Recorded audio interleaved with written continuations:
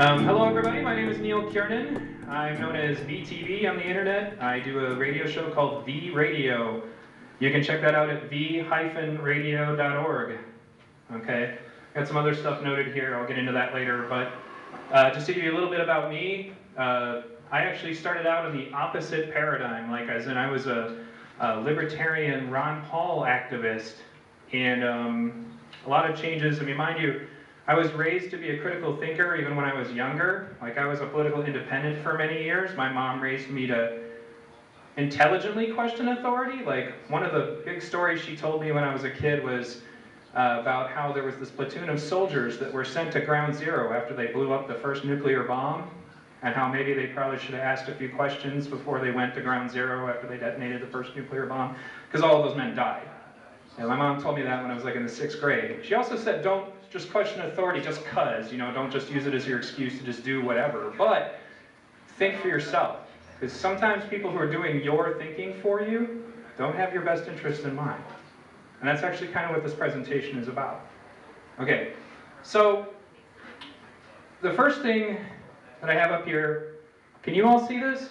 We got one guy over here, and then there's this group of people over here. Okay, is there anybody here who's frightened of audience participation? Okay, well, let me ask you some first impressions.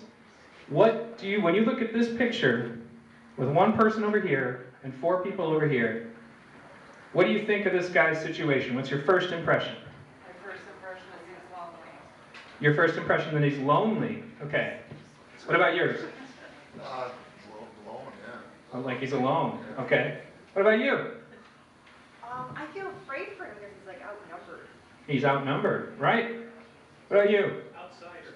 He's an outsider. Ostracized. Ostracized. Okay. Not the same thing. Not the same thing? Ostracism?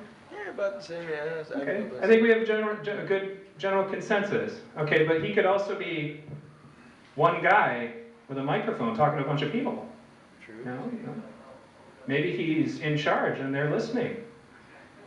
But it's a good thing that you had that impression, because that's actually one of the major reasons that I brought that up, is that from a very young age, you're actually introduced to the first elements of how people control people.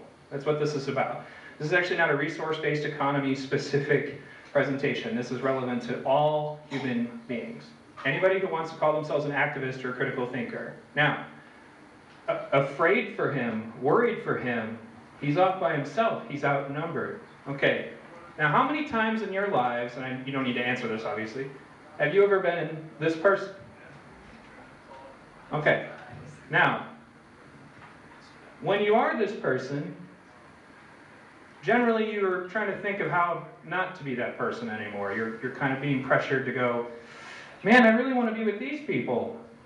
Okay, well, one of the reasons I brought this up, and we're going to talk about this more during my presentation, but is that society is engineered in such a way to use this as a weapon against you. So, first let's talk a little bit about childhood social structures. Okay, my daughter recently started going to school, and I'm very particular about teachers. Like, I'm totally ready to homeschool if I have to.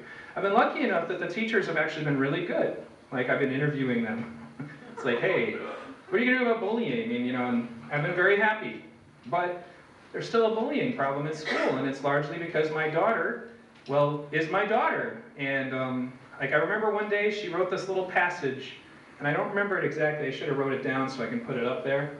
But she said, "You can't make me do the mean things." And she's like 6 at this point. I don't care what you think of me. I only want to be myself. Okay? And she's my daughter. But, you see, as you can imagine, somebody who's not susceptible to social pressures, doesn't care. Well, that kind of makes them a problem for the social order of 1st grade, or work when you're an adult, or any other social situation you're in.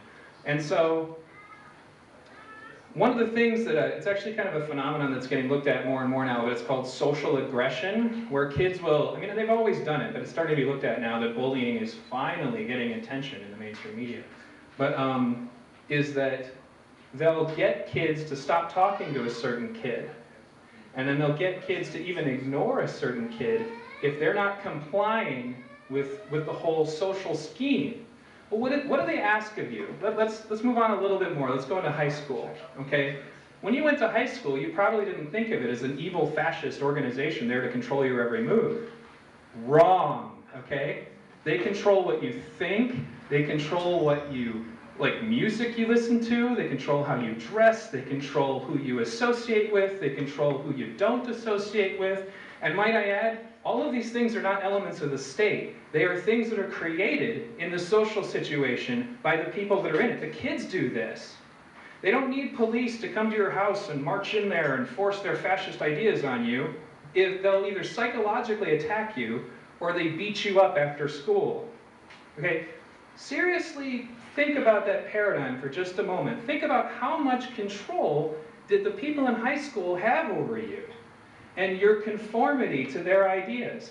You know, that's why, like, when I was talking about homeschooling once on Facebook, a friend of mine was like, well, you got to send your kid to school. I mean, they won't get socially adjusted. And I'm like, what did I get socially adjusted to when I went to school? I learned that Nike tennis shoes make you better than a person who's not wearing Nike tennis shoes. I learned that Guess jeans, which have a little triangle on them that says Guess on them, make you a better person than the person wearing the little Wrangler jeans with a little square that says Wrangler on it. The jeans aren't any different. But this is something you can be seriously psychologically tortured if you don't comply. Okay? And it's something, it's in, most of the time, it's part of what I'm going to talk about later is the invisible rules. I don't want to jump around too much because that's what I did last time, so I'll evaluate my notes. So, we are products of the stimuli in our environment. In our environment when we're young, even absent any state involvement, has a tendency to create hierarchies that allow people to be able to control what you think. And sometimes, if they can't get you to control what you think, they can at least get you to pretend that you agree with them. Okay? So, that's one of the first times that you're exposed to the idea that other people can control what you think. It doesn't just happen when you're an adult, it starts when you're a child. Okay? So for example, let's talk about a couple of fallacies that are frequently used, also by adults. Nobody likes you. Nobody likes you. Everybody hates you. Could they possibly be speaking for every human on the planet? No, not logically. But man, does that hurt? I'm scared. He said everybody doesn't like me. Okay, is it rational? No, it's not. But think about the amounts of trepidation and fear that concept brings to you. It actually goes back to some of our earlier tribal times when getting thrown out of the tribe, it's a good way to get killed. You know, even if they don't kill you, you're going to die. You know, you need the tribe to survive. It's one of those real primitive little underlying things. We as human beings are susceptible to all of the same herd, hive, pack mentality stuff. The only thing that makes us majorly different, and this is why I believe we can change it, we can perceive that. We can understand that. The wolf doesn't understand that he's being manipulated by the other wolves in the pack. He's just a wolf. The hive doesn't even consider the circumstances of what it means to live in a hive. Okay? They just are, because they're animals. Now, we can perceive it, and unfortunately, some people also learn how to manipulate it. And that is what propaganda is really all about. Propaganda is far more insidious than state control with guns and tanks, because you don't know what's even happening to you. It just does. Okay?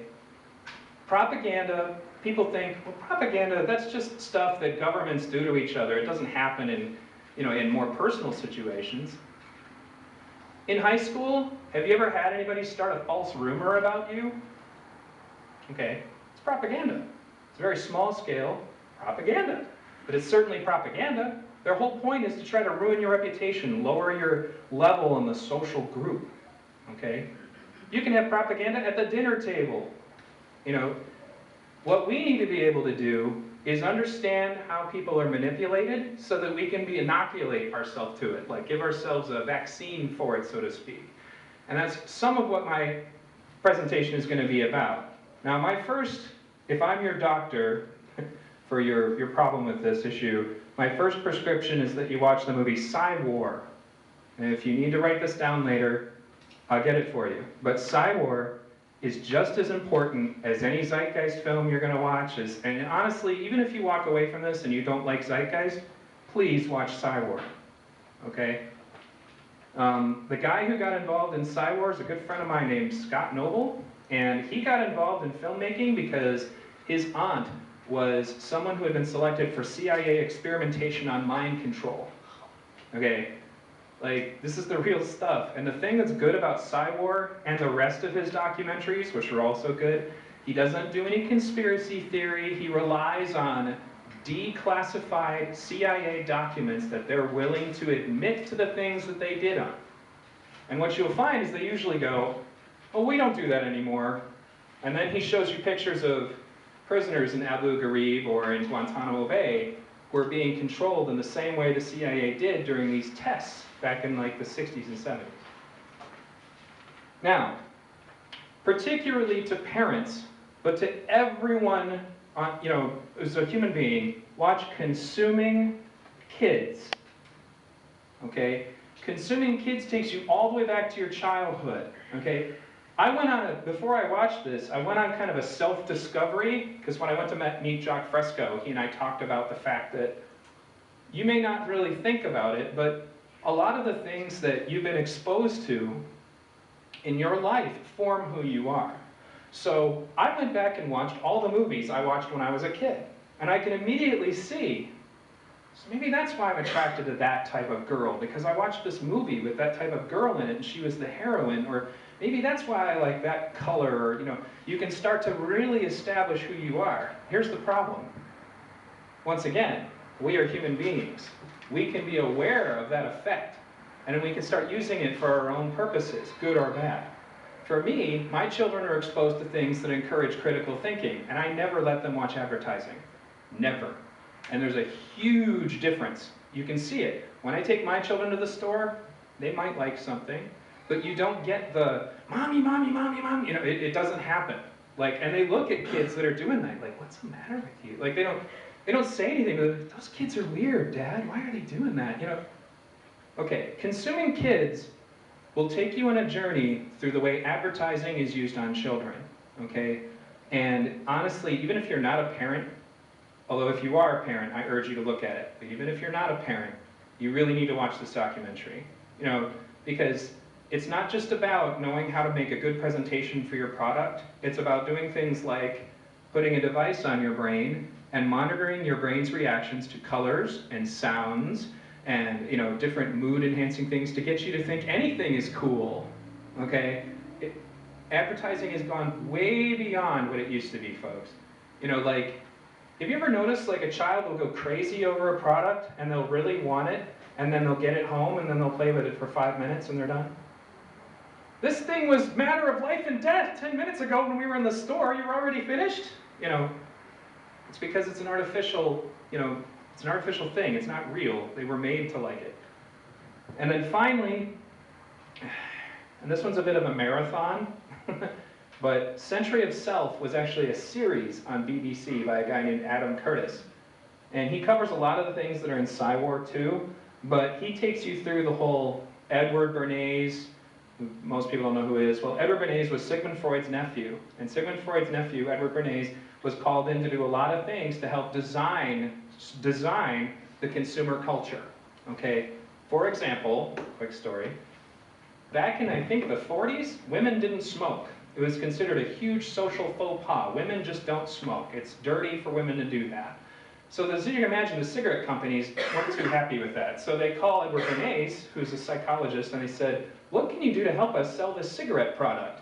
And he's like, well, let me think about that for a while. And then he contemplated on it. And he's like, we need to make cigarettes into a symbol of freedom for women.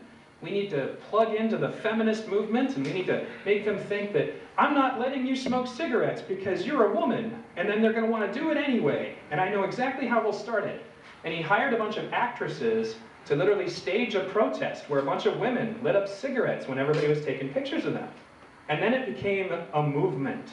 The movement of women that need to smoke cigarettes because it makes you strong and independent, and you know, it's a freedom torch. This is my freedom torch. It's my cigarette, and it's giving you lung cancer. When I watched that part, I was particularly angry because my mom died of lung cancer a few years ago, and she couldn't kick it. And she was a strong person. Okay? Century itself will take you through how that same effect has been used for so many different things in our culture. Okay? If they can get women to smoke cigarettes, think of the other things they can do. They eventually managed to convince us that our entire lives should be about acquiring stuff. And if you don't have stuff, then you're useless. Think about that. How many people make judgments on what kind of car somebody is driving? Okay? How many people decide, am I going to date that guy or girl? You know, he lives in a trailer. You know, I get that one all the time because I live in a trailer. Yeah. But there are all these things that people who do understand what I'm talking about and how to manipulate it, okay? And that's why I say that you need to study this stuff, because it's self-defense for your brain. Who is deciding what goes into your head? Because if it's not going to be you and you're not going to be mindful of it, there are people who will be more than happy to fill your brain with whatever bullshit suits their purposes. Okay, can we play that video? And just by the way, I hope it plays, but it's only loading a quarter of the way. I hope it loads the rest of it and plays. Okay, let's see if it plays.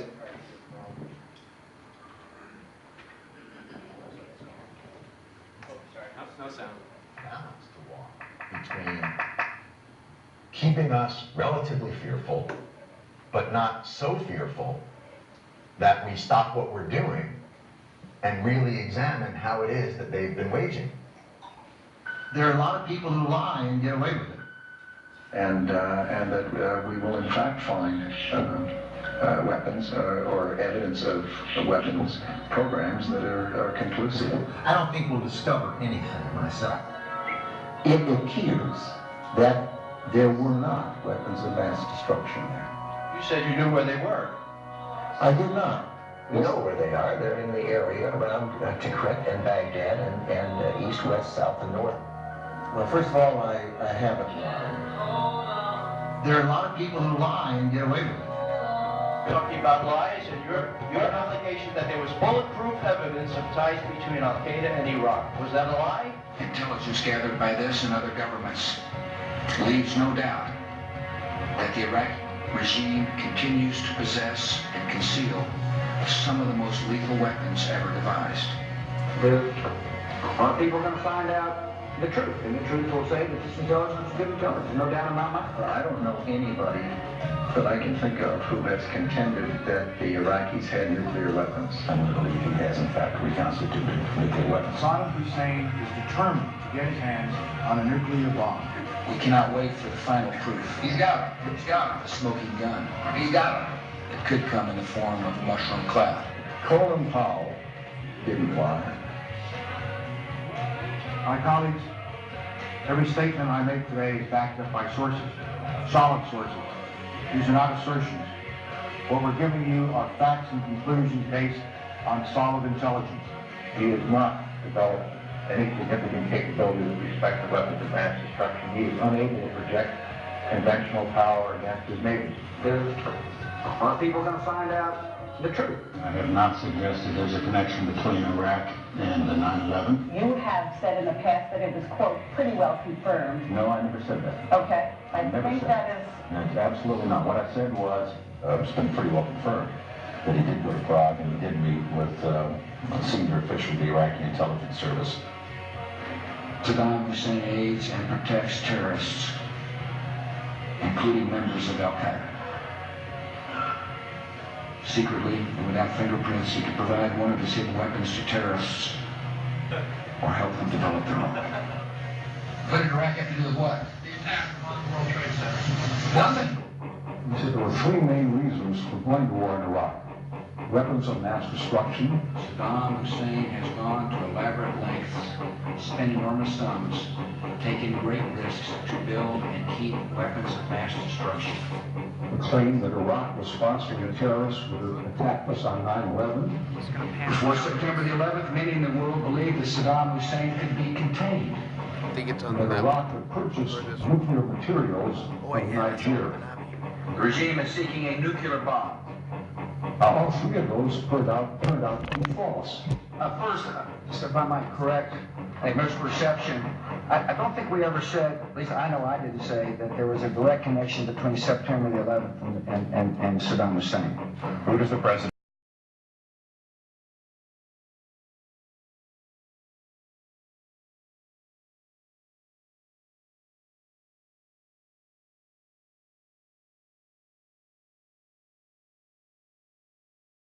Nope, no weapons over there. The guy who made this video starts following Dick Cheney and Condoleezza Rice, and whenever they're on live TV, starts shouting at them. And you can totally finish watching it. I totally expect, people should watch How to Create an Angry American. Is anybody angry now that they watch that? Hell yeah! I never heard it so clear. Okay. And the funny thing is that all he did was put together their clips of them talking about it. Okay. Now, this is obviously not just about war, but right now I want to talk about what I call the invisible rules. Okay? Now, I want you to brace yourselves because some of this subject matter is stuff that people don't really want to talk about. And that's actually why I'm talking about it. So, what I want you to think for a moment as I talk is, why do you have apprehension that I'm bringing this up? Why have you been conditioned to be concerned about these topics and bringing them up? And why is it a faux pas to discuss these topics? Okay? And to who does it benefit that we don't talk about these things? Okay. The demonstration you just saw was an example of the different ways that the media controlled our perceptions about the Iraq War. Okay? There's a whole bunch of stuff, like Bill O'Reilly especially. If you want to see what I'm talking about in the most raw, obvious, just watch a little Bill O'Reilly. Okay? He's like, we expect that everybody will support the Iraq War, and anyone else who doesn't will shut up. I'm sorry, let me do the Bill O'Reilly finger. Shut up! And if you're sitting across from him, he'll put it right in your face, too. That works because it worked in school, bullies. Okay, so let's talk a little bit first. Before I get to the numbers I just put over here, the guy named Derek Jensen, he's an anarcho-primitivist, so I don't agree with everything he says, but he put up this interesting point. Have you ever noticed that aggressive behavior, as long as it's going what is considered to be up or down the perceived social scale, is invisible? Okay, meaning the popular kid is allowed to push around the unpopular kid, and it's just kind of understood. A police officer shoots somebody, it's just kind of understood. If, say, a country loses, a few thousand people in a terrorist attack, that's bad, of course, all deaths are bad. But it's a question of what country is it gets to determine whether or not that's important. Okay? So, he also pointed out that violent and aggressive behavior up the perceived social scale is considered a tragedy. Okay? No matter what the numbers are. So, for example, people from a small Middle Eastern country at one time visited a terrorist act upon the United States.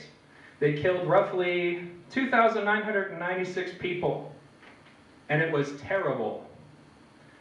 But it led to the country that happened to inflicting 122,165 casualties on the people of Iraq, the civilians, who, as you could just see, Iraq doesn't have anything to do with 9/11.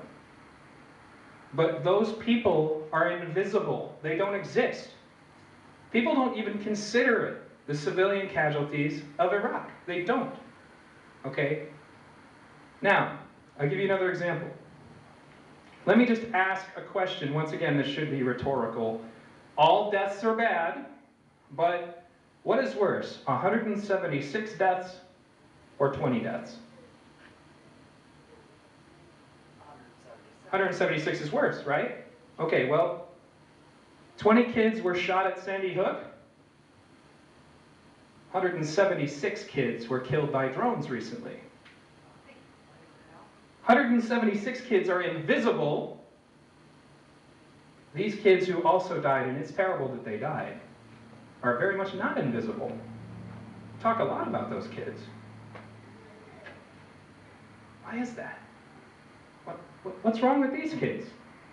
Are their lives not important? Now, who benefits? Once again, who benefits from us ignoring drone attacks and killing children? Who benefits from us not weighing 122,165 lives in Iraq and 2,996 lives on 9/11? I could get into a lot of different war stuff. I mean, it's one of my pet peeves. It was something I had a hard time controlling myself about when I was running for Congress. But overall, this same factor replicates itself all over the world. When a country that is perceived to be up here does something to a country that's perceived to be down here. And even if the evidence is right in your face, there's a social rule that you're not allowed to talk about it. What would happen to me if I got up on Bill O'Reilly's factor and pointed that out? What would he do? Anybody have a guess? Right, he would put his finger in my face and start shouting at me, okay? Because he doesn't want anybody to think about what I'm talking about, okay? There was a kid, you can find this actually in a really good documentary called Rupert Murdoch's War on Journalism, Outfoxed. And this kid who was against the idea of 9/11 being used as an excuse to go into Iraq gets called on the factor so that Bill O'Reilly can tower over him and glower at him and say, you're disrespecting your father and all this other irrational nonsense. He didn't make any sense. And the kid was like, no, I don't agree with that. And then as the kid started talking and making sense, he had them cut his mic off. And then he starts screaming at him and telling him to shut up. And you know, you don't want to, you this, you, finger, right in your face. Okay? Now this is an extreme example, and you'll note that the mood of everybody changed when I brought it up. Because now we're not just talking about little stick figures. Well, Bill O'Reilly, if you didn't like the Iraq War, would make you be afraid that you're going to be this guy or girl. Okay? What other social things are we made to accept? Well, racism used to be up there too. What, you think black people should be treated like human beings? We're going to put you over here. Watch out. Okay? And part of my work, and that's what I hope that you take away from this by the time I'm finished, is about getting people to evaluate these kinds of invisible rules and the way that people will prevent you from thinking about things. Okay? Every human being on this planet, when they're taught language, should be taught about logical fallacies. Is there anybody here, please raise your hand if you have never heard the term logical fallacy? You've never heard it. Okay. I'll give you an example of a logical fallacy. You're having a debate with somebody about economics, and he points out that you're fat. Okay, so I'm fat. Does that mean that your view on economics is better? Yes! Okay. That's an ad hominem. People do this in common conversation all the time. It's a personal attack. I'm just going to attack you. Okay? Or the straw man, which is, well, you just want to have us all, you know, if you believe in healthcare, then you want to have us all like locked up like those evil communists, and you know, you want a gulag, and you know, straw man. I didn't say I wanted you to lock anybody up. I just said I was thinking about universal healthcare, man. You know, so many people just let that go, like they're not even aware of these basic tactics. They're not aware that it's going on. They just, or even more to the point, some people are aware. That's the thing that scares me the most, is the ones that I do talk to and they do know what I'm talking about, and they just go, yeah, but it's just the way it is, man. So, I'm not content with that, but that's why I'm here. So, we talked about invisible rules, invisible people. Racism used to be an invisible rule. It's visible now. Okay.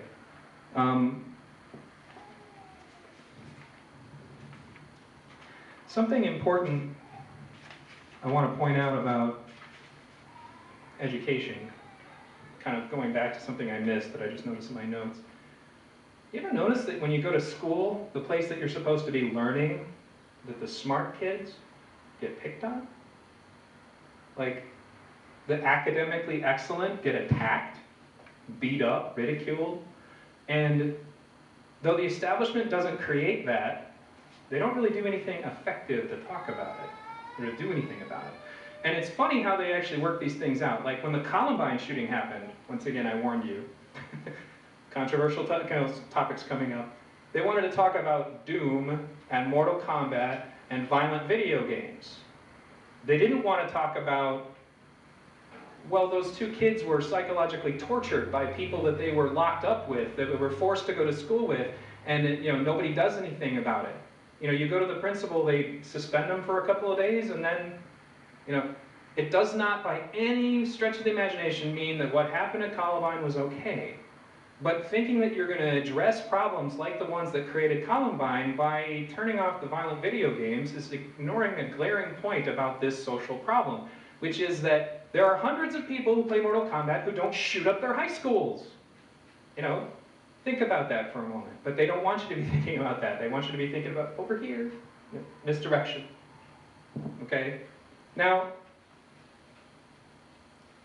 I assume everybody here believes you're free. Okay? You believe that you have freedom. Now, a friend of mine named Ben Stewart, if you've ever watched the documentaries Kymatica or Esoteric Agenda, he made those films. Well, he started a movement too called the Hangman Project. And one of the things that he said in his initial consultation, or his initial presentation, was that when the colonists liberated themselves from the British, they didn't really have a mentality that would really allow them to be free. In fact, if you remember, the colonists initially went, so is George Washington going to be the king now? They didn't get it. What does freedom mean? Well, a critical aspect of freedom that I work on is freedom of your mind. And it's not just about I'm free to think whatever I want. Are you thinking? Is someone else thinking for you? Okay? Now, some people think that the political system will give them their freedom. And this is the part where I don't know if Hans is still here, but he and I both worked for a fellow by the name of Senator Mike Gravel in the 2008 campaign at one point or another. And I don't know if any of you remember Senator Gravel, but he was this fiery old man with glasses. And one of the things he did is that he pointed out that Hillary, at the time, was trying to say she was an anti-war candidate, even though she had voted in favor of a resolution that would have allowed Bush to attack Iran. What ended up happening because of that was Hillary started getting knocked down the polls and Obama overtook her. So they got rid of him as fast as they could. In fact, you'll notice the best politicians are usually the ones who get kicked out of the debates right away. Well, when they did have him in the debates, at one point, they seated everybody, and there's like a little table right here, and all the other candidates were over here, and they seated him over here by himself. This is in a public debate on national television. Now, why would they do that? That doesn't even make any sense. That means we need to pan the camera over here to look at him every time he's talking. And, well, the reason why is, what was the first impression of the guy sitting off by himself? He's lonely. You're afraid for him. Well, especially if you're raised in a school where ostracism is allowed to take place as a mind control tactic, because that's what it is, okay? You're afraid to be associated with that person because you don't want to be standing over there next to him by himself. The media controls what politicians you are allowed to see, and they present them in a way that fits the agenda of the people who want to do your thinking for you.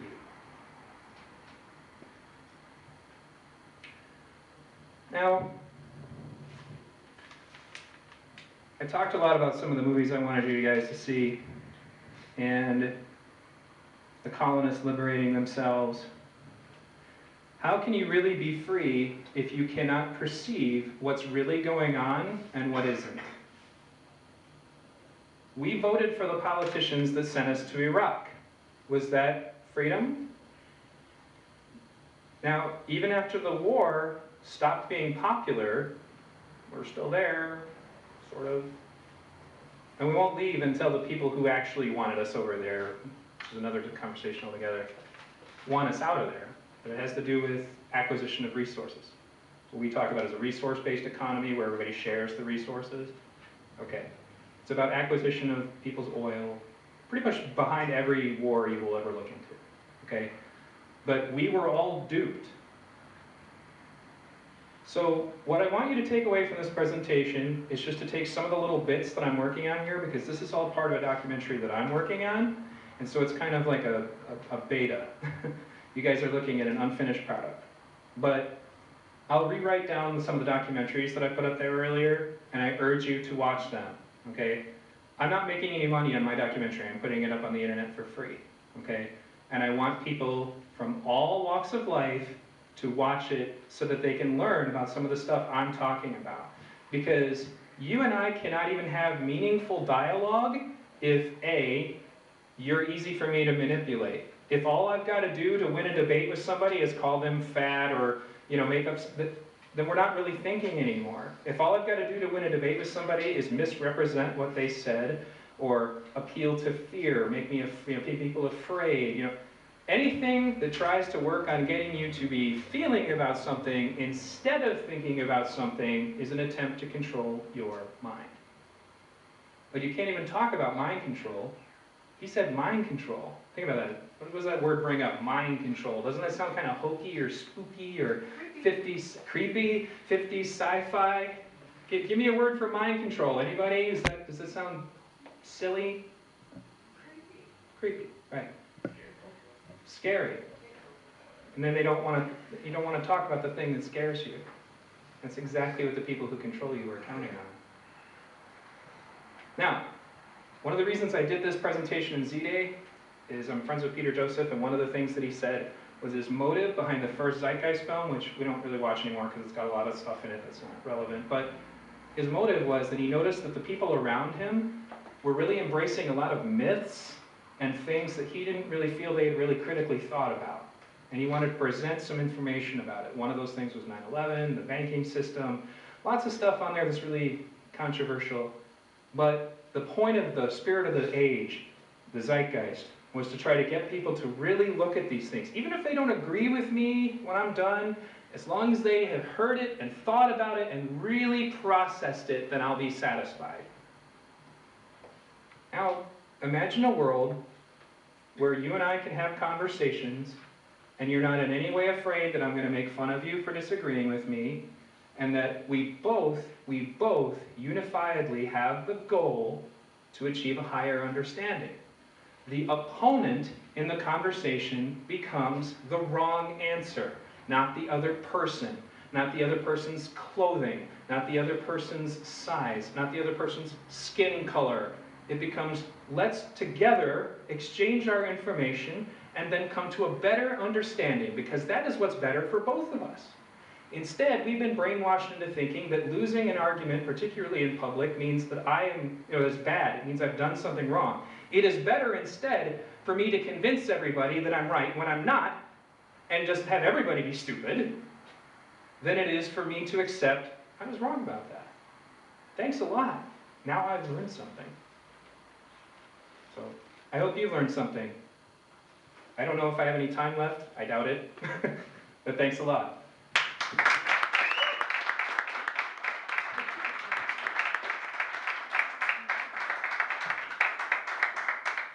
Do I have any Q&A time left? I doubt it. 15? Oh, wow. All right. Questions? Anybody? Please get over your fear of public speaking and ask me something. What's up? Is there good propaganda? Yes. Is this considered good propaganda? You know why? Because I'm making you think about propaganda so that it doesn't work on you anymore. The reason I use the word inoculation, what does a inoculation do? It exposes you to a small amount of the virus so that your body can develop antibodies. That's what I'm doing. I'm showing you exactly what they're doing, and this is actually, that's the other thing. People would ask Joff Fresco all the time, well, in your system with no armies, how are you going to prevent a fascist takeover? And he pointed out, you know, the fascist takeover of Germany was political. They didn't take over Germany with tanks and guns. I mean, there was some violence, don't get me wrong. But it was targeted terrorism specifically. That's what the browncoats' jobs was to scare people. And anybody who got people thinking about what might be wrong about what the Nazis were doing, well, they went after those people right away. So you believe it's not acceptable to use emotions to have somebody consider a decision or to come to a conclusion? I think that things like that, particularly like, if you're going to do that, you should be honest about it. You understand what I'm saying? Like, you know, that's why, for example, I made I chose the video that I did because I knew it was going to create an emotional response. But that's a good emotional response. You should be upset about Iraq. Everybody should. You see what I'm saying?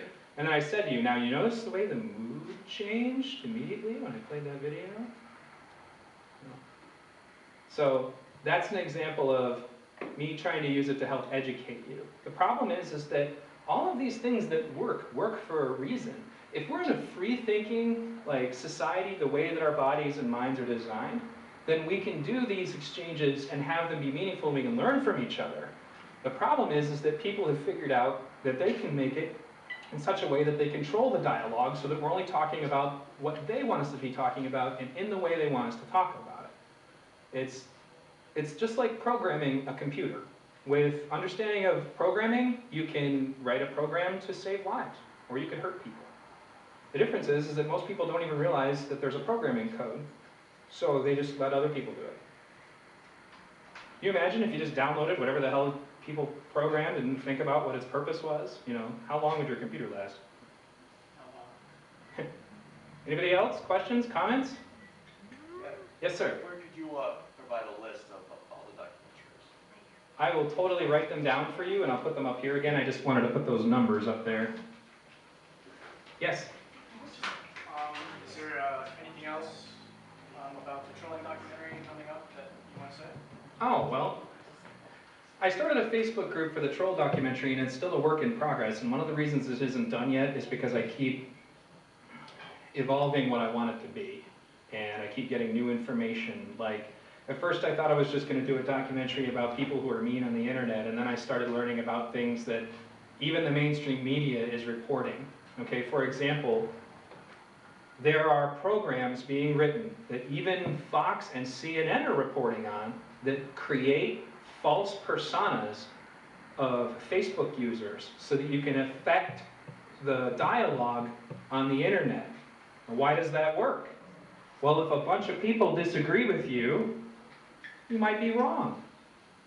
So they're literally writing computer programs to create fake personas to make a huge, massive effect on the way people see things.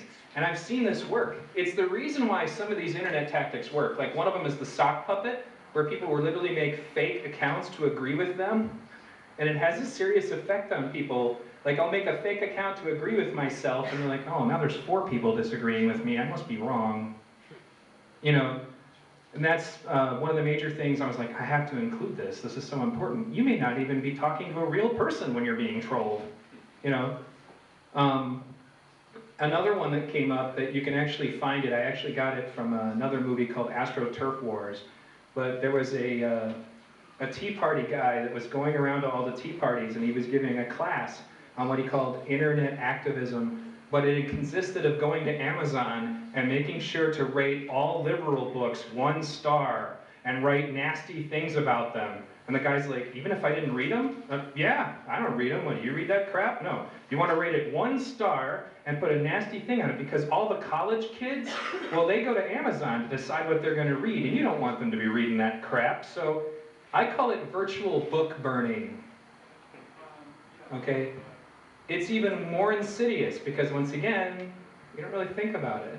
You just kind of go, well, the book's still there, but it had so many bad ratings I just passed over it. Questions? Anybody else? Yes? I don't have questions, but I have a little bit of commentary. Sure. So first of all, I mean, how cool is it? I've never met Neil before, it's the first time I've ever had him talk. And a lot of things he's saying and analogies he's using are the exact same things I've been saying and analogies I've been using in my head. And how many other people feel like that? I mean, how fascinating is that? That we're all independently having these same thoughts. I just think that's so cool, just something to think about in and of itself. Another thing kind of relative to a couple of things you were saying was, like back in the day, Socrates, one of the biggest things he was trying to get people to understand was that might does not make right. So if two people are having an argument, or not an argument, they're having a discussion, a philosophical discussion about something, if one beats the other one up, does that mean he was any more right? No, of course not. Back in the day, though, that is how it was. Whoever wins the debate. Somehow we got away from that.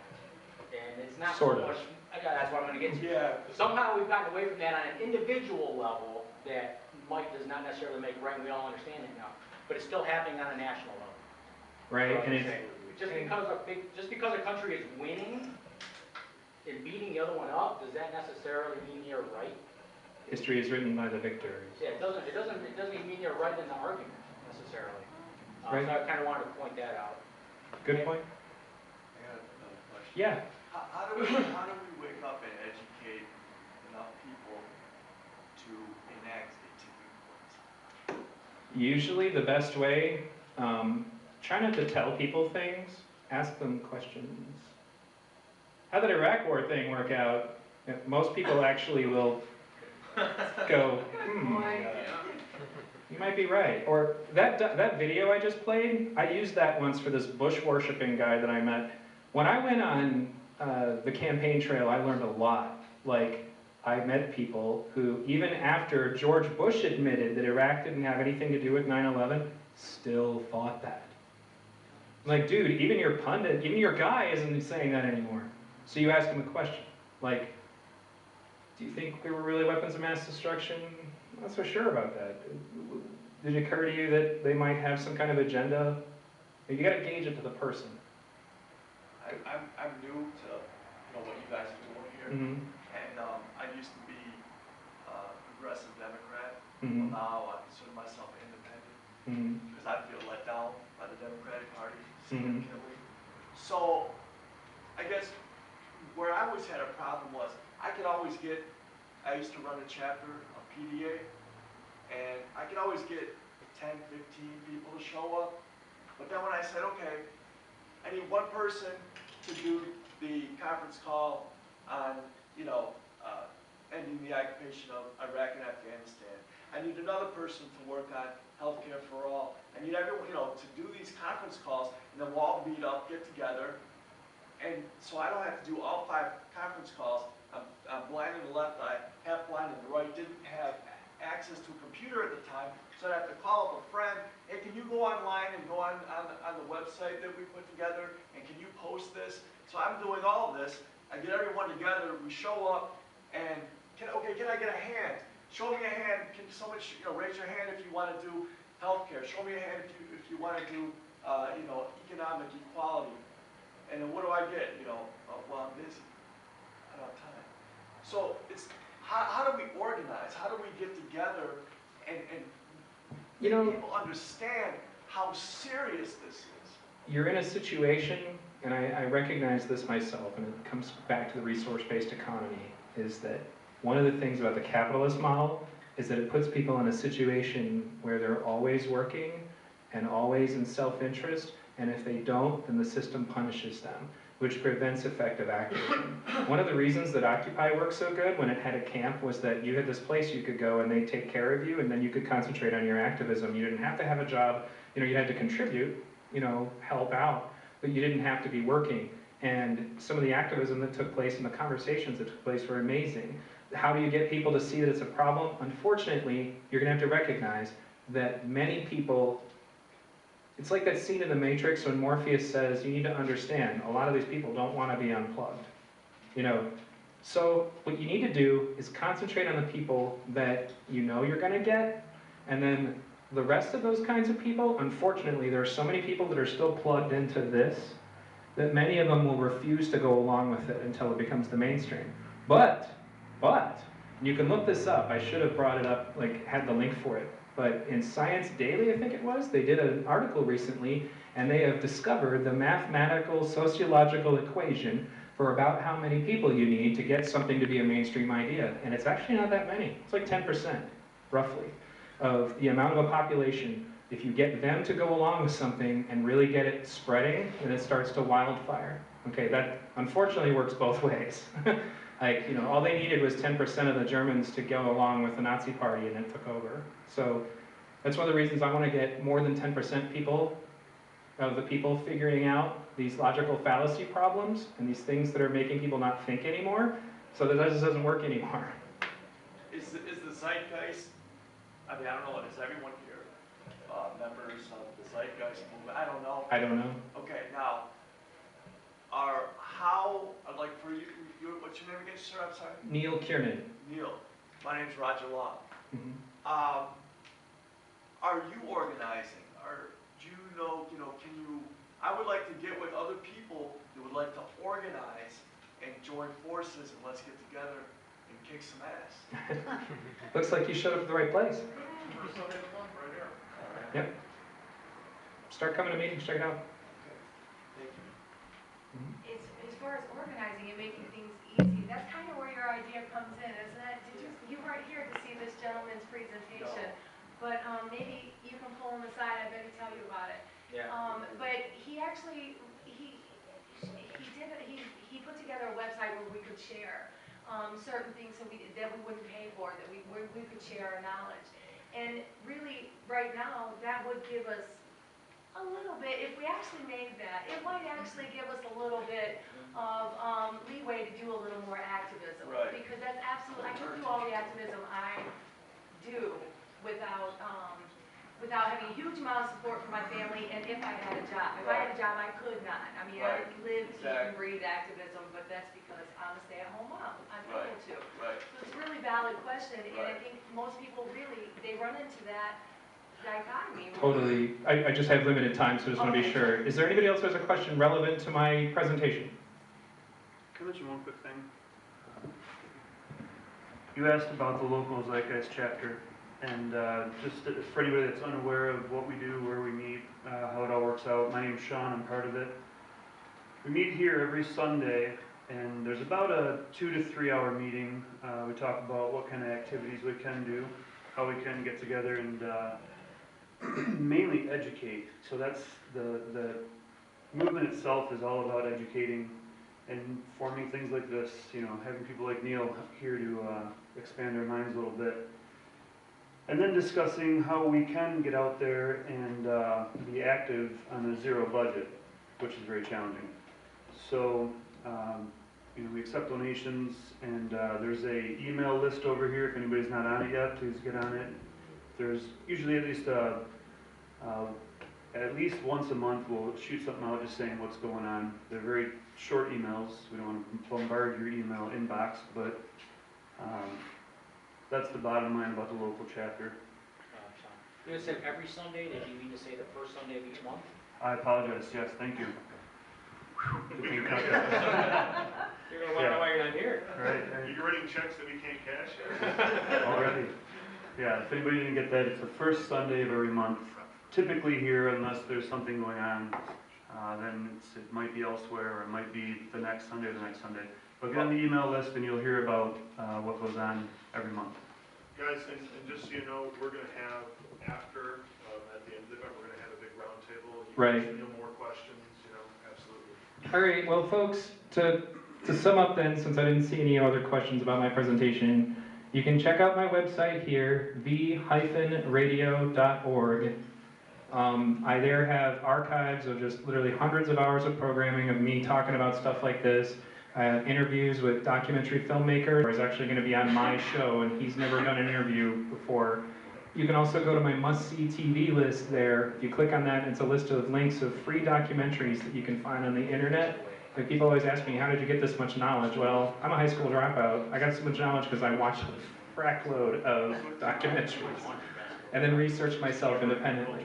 So the must-see TV list is there, and also my contact information is there, and I make myself available as an activist, not just in getting things done, but when people have questions or issues that they want to talk about things that are going on in world events. And another thing, it's almost like a support hotline, because I end up with friends of mine, for example, who end up somewhere where there's no activists or free-thinking people for them to interact with, and they call me up so that they can get there. Oh, I need to talk to a smart person for a few minutes. Please give me some time. So that was it. Thank you very much, folks. You're welcome. Thank you.